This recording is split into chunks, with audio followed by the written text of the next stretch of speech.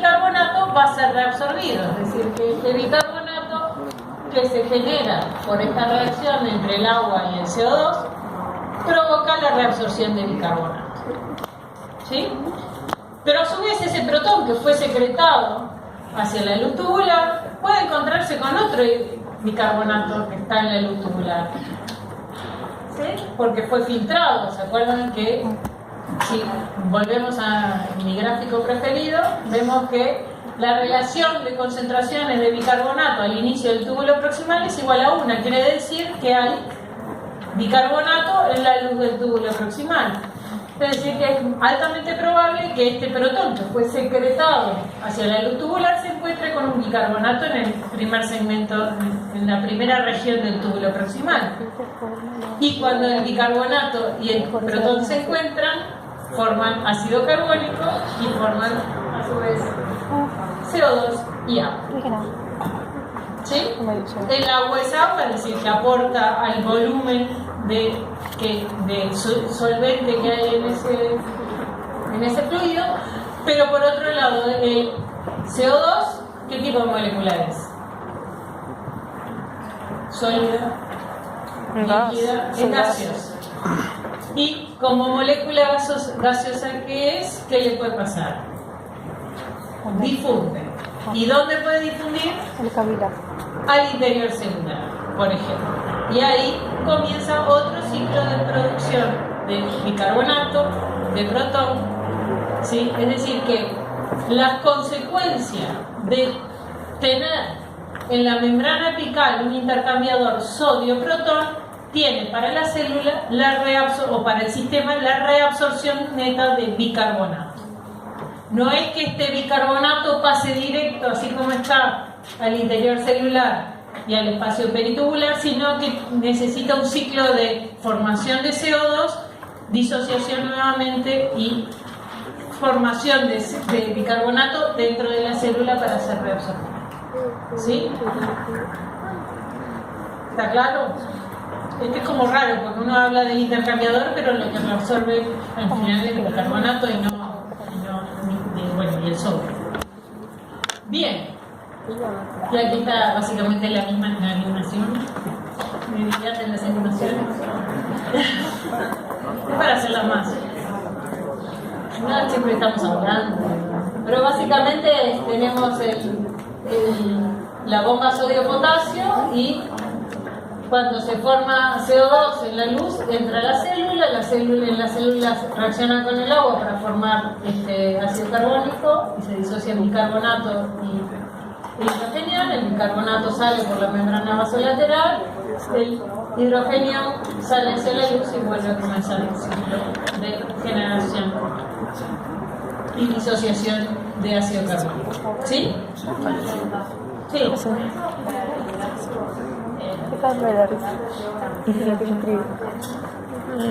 El bicarbonato lo que pasa que tiene lo que pasa que el bicarbonato después no se reabsorbe todo en el túbulo proximal, porque después además el bicarbonato es utilizado para equilibrar también, es el par buffer para los líquidos en general, entonces también es necesario que se mantenga en la luz tubular para que no se acidifique mucho. Porque es lo que logra mantener el pH no muy ácido del líquido tubular. Entonces se controla de otra manera, ¿sí? Por otro lado, después eventualmente vamos a ver que no lo vamos a ver específicamente, pero el bicarbonato también puede atravesar las uniones intercelulares dependiendo de la concentración que está. Pero entonces se regula de otra manera, ¿sí? No se reabsorbe todo a nivel del líquido tubular, del túbulo proximal, perdón. ¿Sí? Este tipo de transportadores también tiene una transferencia, una tasa máxima, está limitado por transferencia máxima. Bien. Entonces vamos a ver las últimas consecuencias de la presencia de este tipo de transportadores. No vamos a ver específicamente ningún otro transportador. Los demás los van a mirar en los libros y los van a entender. Cualquier cosa nos encontramos. Me piden, me consultan, no tengo problema, pero no, si no es como aburrido, porque esto es así para todos los transportadores. Y vamos a ver cuáles son las otras consecuencias de la presencia de este tipo de transportadores en la membrana apical del túbulo proximal. En el segmento 1 lo que está generándose entonces es la reabsorción de bicarbonato, como vimos recién, por la presencia del intercambiador sodio-protón, es decir, que empieza a aumentar la concentración de bicarbonato del lado peritubular. Eso además provoca, teníamos que había una mayor concentración de cloro en la luz tubular, y eso llevaba entonces en el primer segmento la reabsorción de cloro desde la luz tubular hacia el espacio peritubular, ¿sí? Generando entonces, y eso a través también del gradiente eléctrico que hay entre la luz y el espacio peritubular. Todos estos procesos que ocurren en el primer segmento, que además, recuerden, no es independiente de la reabsorción de sodio, que también aumenta las cargas al principio, las cargas positivas en el espacio peritubular, llevan a que los procesos de reabsorción de cloro y de bicarbonato provocan, cuando vamos avanzando por el túbulo proximal, a una inversión de cargas, es decir que, ¿se acuerdan del grafiquito chiquito que había abajo de la relación de proporciones de las proporciones de concentración de los solutos?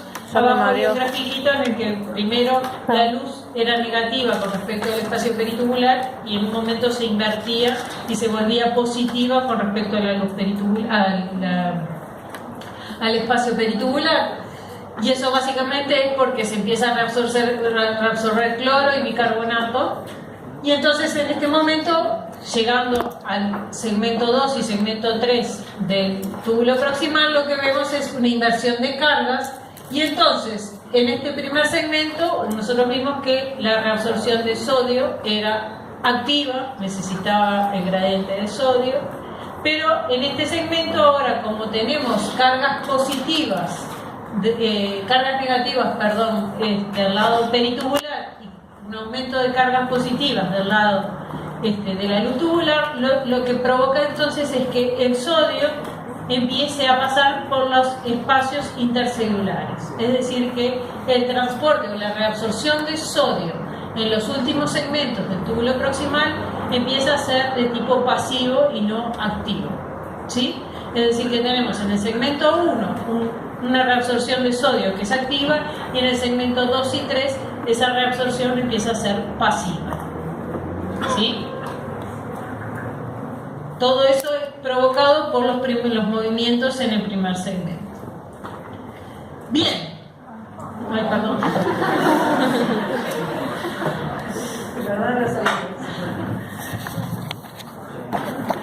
Es como un suspiro con la voz y... bien.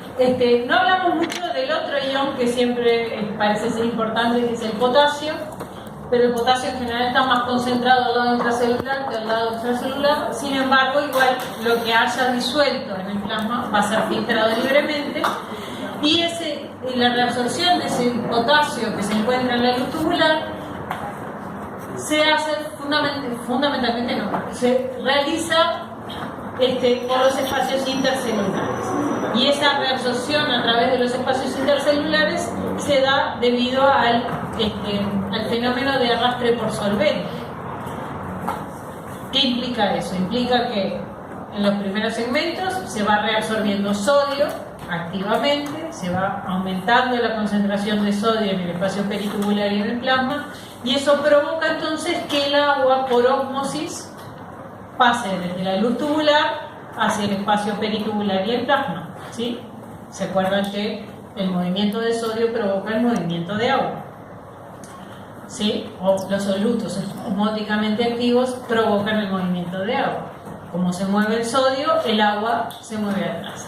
Al moverse el agua, lo que pasa es que empieza a aumentar la concentración de otros solutos que no tienen grandes concentraciones en el fluido extracelular o en la luz tubular, pero se empiezan a concentrar.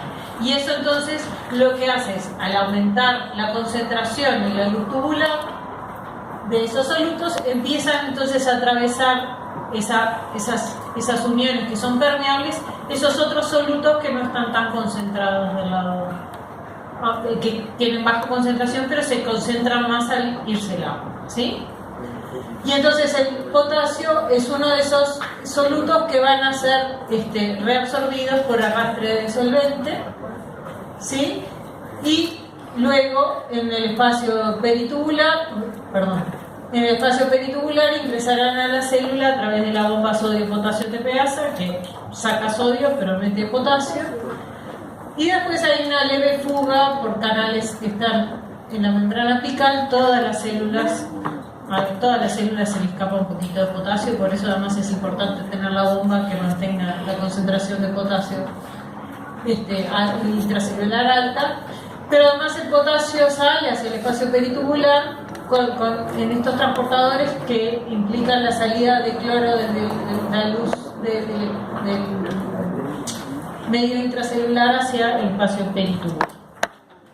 Pero bueno, rápidamente después se recupera a través de la bomba sodio-potasio TPasa. Bien, vimos los principales mecanismos y no vamos a seguir viendo otras cosas grandes, y simplemente a modo de resumen les muestro qué otros procesos, les cuento qué otros procesos de reabsorción ocurren en el túbulo proximal.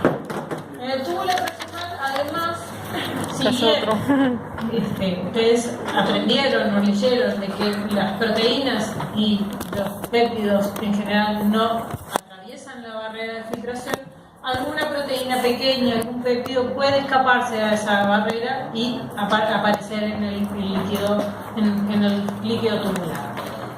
Cuando existe esas proteínas en el líquido tubular, las células epiteliales del túbulo proximal las reabsorben a través de una endocitosis, que como es una endocitosis de una molécula un poco más grande, se le conoce como pinocitosis. Pero es una endocitosis, como ustedes la conocen. Después hay también reabsorción de otros solutos, como por ejemplo el calcio. El calcio, como ustedes también vieron, en general hay poco calcio libre difusible, en general está asociado a proteínas. Hay una gran proporción de calcio que está asociado a proteínas, pero cuando se filtra el porcentaje de calcio que se filtra, es reabsorbido a nivel del túbulo proximal, un porcentaje importante del calcio filtrado es reabsorbido a nivel del túbulo proximal, y lo hace en realidad a favor de su gradiente de concentración, y además también ingresa hacia el espacio peritubular por arrastre por solvente. Cuando el ingreso o la reabsorción de calcio es a través del transporte transcelular, una vez dentro de la célula puede haber calcio ATPasas o simportes o transportadores de sodio-calcio que extruyen desde el interior de la célula hacia el espacio peritubular ese calcio que fue ingresando a las células.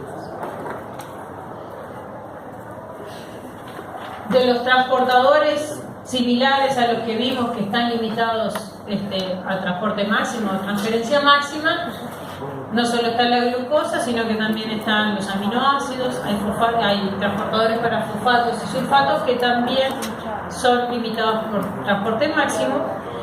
Y finalmente, entre las cosas que les voy a comentar, es la urea, que a nivel del túbulo proximal hay reabsorción por difusión simple de urea en la medida que se va absorbiendo el agua y se concentra un poco más la urea a nivel del túbulo proximal. Esa urea es reabsorbida, pero luego su concentración en el fluido tubular será controlada más adelante. Y con esto casi terminamos. Básicamente entonces vimos que los principales solutos que son filtrados en el túbulo proximal son reabsorbidos por mecanismos que implican la reabsorción activa de sodio, y esa reabsorción activa de sodio va acompañada por solutos acompañantes, y que esa reabsorción es de tipo isosmótica, en tanto que en la medida que se va reabsorbiendo sodio, arrastra el agua. Primero la reabsorción de sodio implica que también se reabsorban aniones para mantener que el aumento de cargas positivas del lado peritubular atrae las cargas negativas de los aniones, Y entonces la reabsorción de tanto de sodio como de esos aniones acompañantes provocará entonces la ósmosis, es decir, el pasaje de agua desde el espacio peritubular, desde la luz tubular hacia el espacio peritubular, ¿sí? Y en la medida que esa agua se va reabsorbiendo, provoca entonces la reabsorción de solutos que están menos representados en el líquido tubular, pero que al irse concentrando por la reabsorción de agua, también son reabsorbidos por arrastre de solutos. Y con esto, y si no tiene ninguna pregunta, ya se puede.